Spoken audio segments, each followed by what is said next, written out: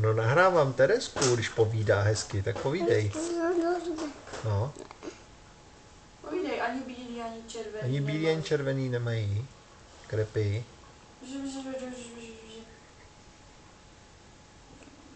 Co nám povíš ještě? Palapku to jenom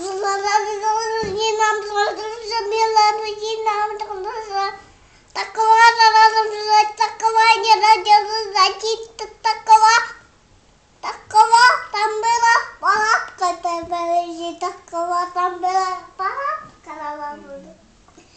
Taky palapka, jiná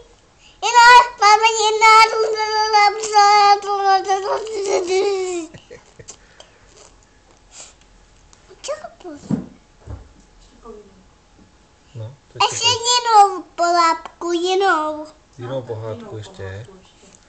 Povídej ještě jinou pohádku.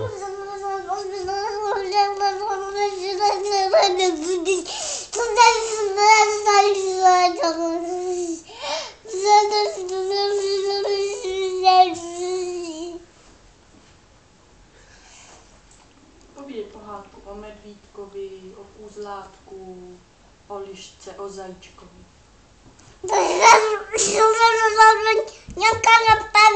Tam byla panda, nějaká, tam byla nějaká panda.